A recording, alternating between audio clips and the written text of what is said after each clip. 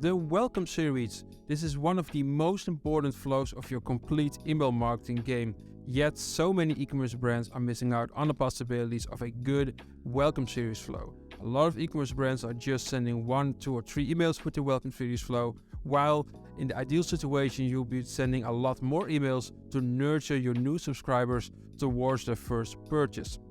So in this video, I'm going to show you the exact sequence, the exact formula that we use for our own clients that is generating them thousands of dollars of revenue with this welcome series flow. So let's dive into my computer and I'll show you the exact sequence that we use. Like I said before, the welcome series is one of the most important flows of your email marketing. These are the first few emails that you send to your new subscribers after joining your list.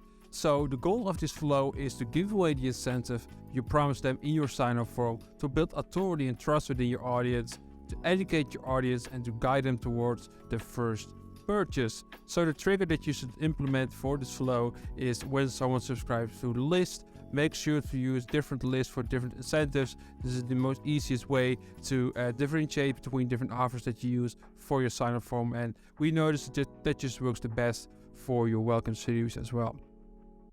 Sorry to interrupt, but if you're an e-commerce brand owner who's doing over 50k a month of revenue, and are you looking for ways to increase your average order value, to increase your customer lifetime value, then let's book in a call to discuss how we can help you increase your retention, marketing efforts, and increase the revenue that you're getting from your brand. So click on the link underneath this video, and I hope to speak to you soon on a quick call.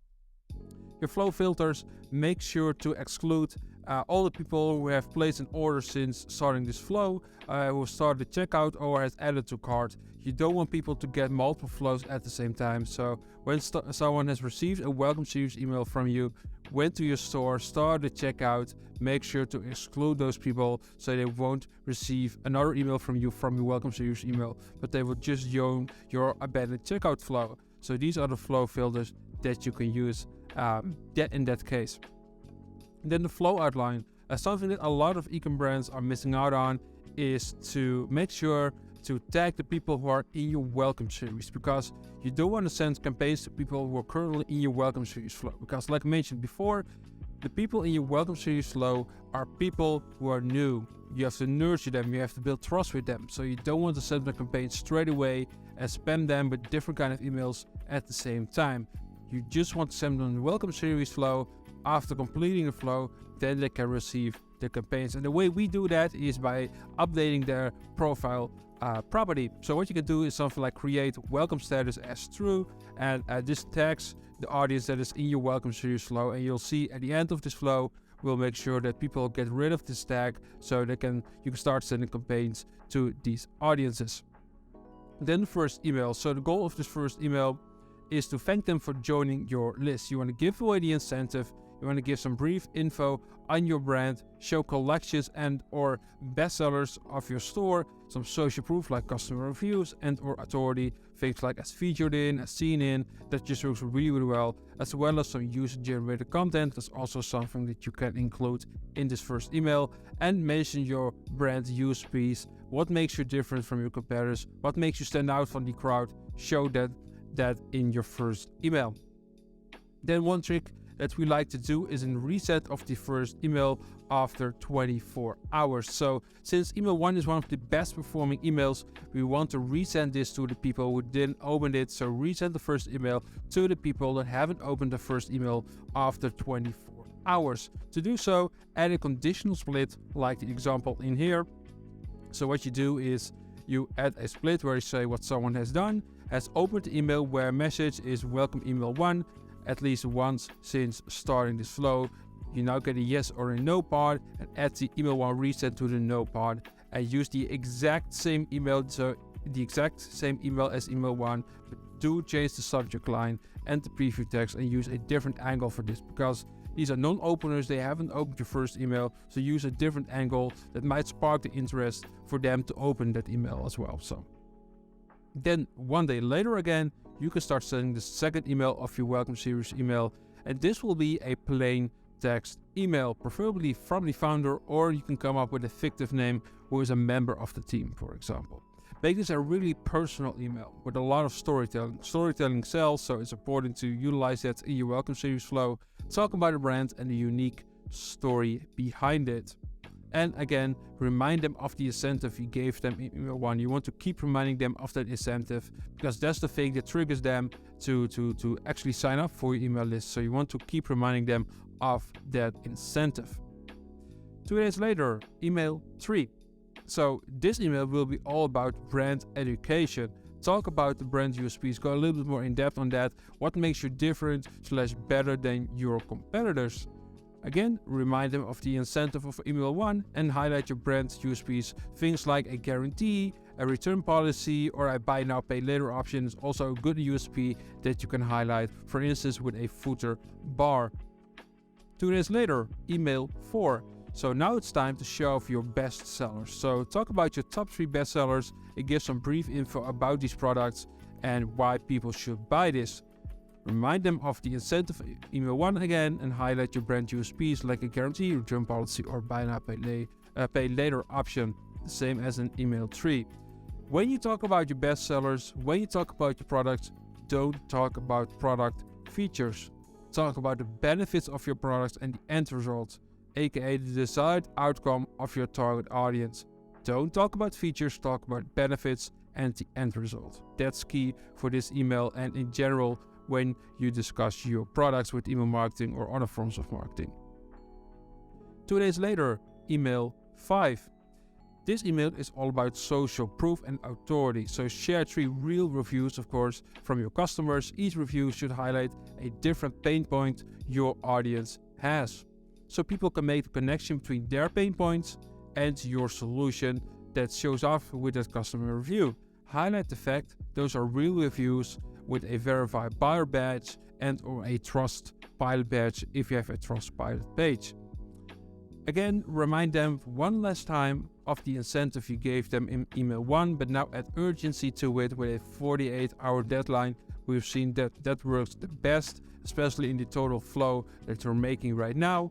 And one last thing, highlight your brand USPs like a guarantee, return policy, or a buy now pay later option. This is something that you want to come back in every single email because these are just things that increase the conversion and makes it more likely for people to go to your store, visit your store, and move along the retargeting and sales journey that you have.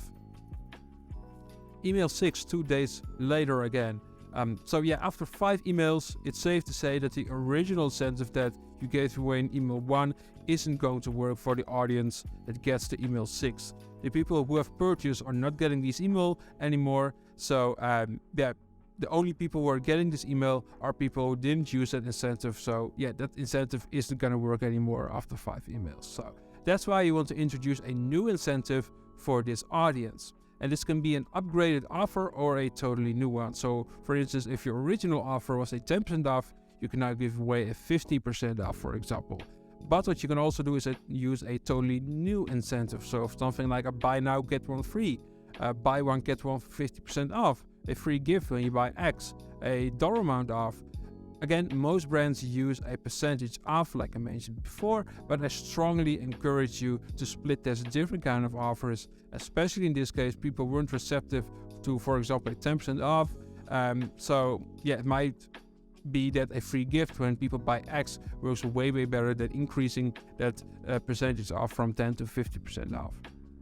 Again, add urgency to it. This new offer is a limited time offer. Give a deadline of 48 hours. And again, highlight your brand USPs like a guarantee, return policy, or a buy now, pay later option. And then the last email of this flow, email 7, 1 day later, this email will only be sent to the people who didn't open email 6. So again, you can do this in a similar way as the email 1 resent. You can make a conditional split where you say, has opened email 6, yes or no, and if no, then people will get email 7.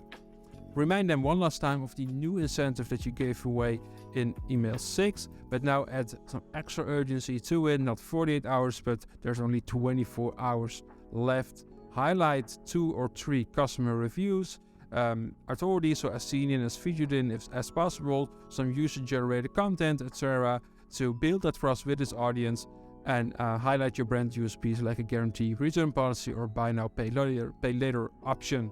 And that's basically the standard flow that we implement for a lot of our clients. That just works amazingly for our clients to get them way more revenue with a welcome series flow. Then the final step, update the profile property and update the welcome status to false. So it was true at the beginning, now it's false.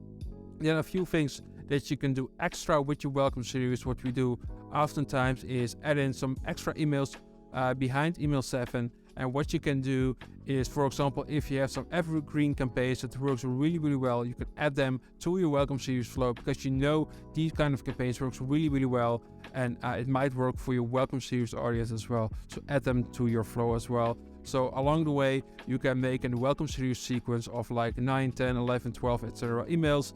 And again, this is a great way to nurture your list and guide them towards the first purchase. And that's it. This is the exact welcome series sequence that we implement for all of our clients.